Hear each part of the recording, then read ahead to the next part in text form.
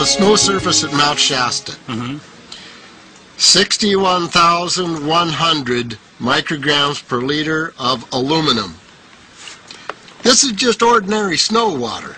And people are drinking this stuff when they're hiking on the mountain. And remember, government action is required at 1,000.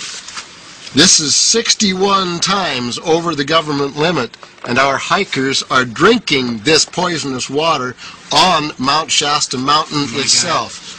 Strontium, 383. Barium and strontium will take away from your bone structure, make for weak bone structure. The aluminum, though, that's scary, you know. What is it? Alzheimer's, autism, gosh. I sent this water, see it's right there, it says backyard rain gauge.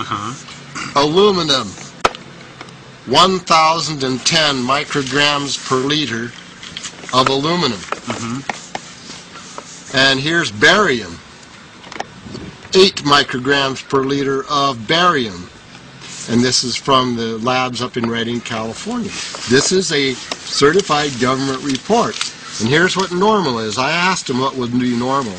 0.5 would be normal. For aluminum? For aluminum. And the maximum allowed in drinking water, they said 50 micrograms per liter. And so there's something very wrong going on with the ecology around here. When you should be getting 5.5 and you're getting 6.8, there's something damn wrong. Maybe 6.8 if you look at the darkest little portions in there. But this is black oak leaf. This is black oak acorn. This should be very acid, and I'm getting 10 times higher than expected. There's something really wrong here.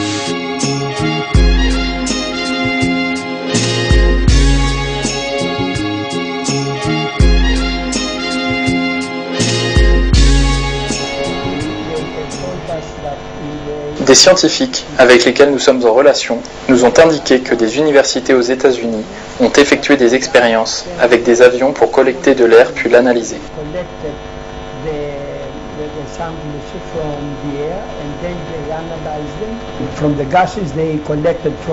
Les résultats de ces analyses montrent que les chemtrails contiennent essentiellement de l'aluminium et du barium, dont nous connaissons les effets nocifs sur la santé et aussi sur l'environnement.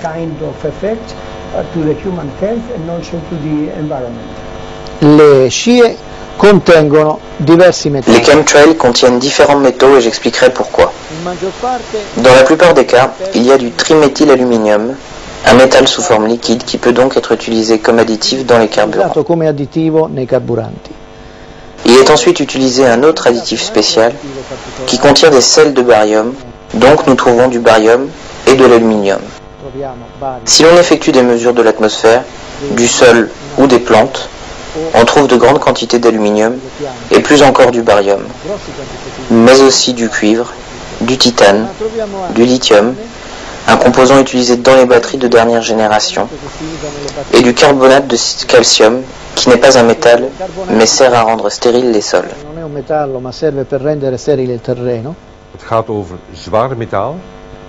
Il y a donc des métaux lourds, barium, cadmium, aluminium, mais aussi du plutonium. Il y a des produits chimiques, de l'éthylène dibromide, des mycoplasmes, etc. et des substances virologiques.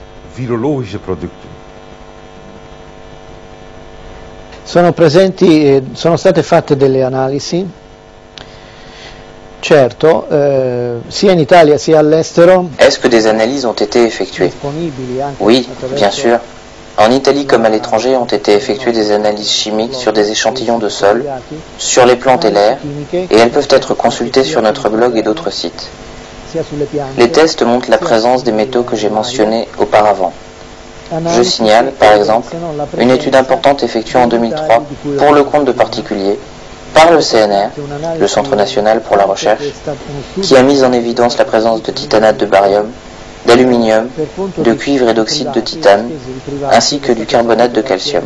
Centro Nazionale per le Ricerche Italiano, e questo studio evidenzia la presenza di titanato di bario, di alluminio.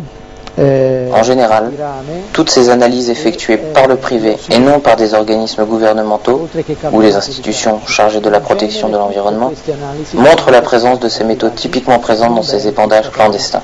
o comunque istituzioni preposte alla tutela dell'ambiente. Questi studi concordano, evidenziano tutti la presenza dei classici metalli che vengono spesso definiti come quelli dispersi con le irrorazioni clandestine. Ici en France, les autorités, disons, on ne peut pas avoir encore d'analyse officielle, puisque par exemple Air Tarif, qui mesure la qualité de l'air à Paris, n'a pas jugé bon de mesurer les concentrations d'aluminium, de barium et autres produits qui sont probablement utilisés dans les épandages.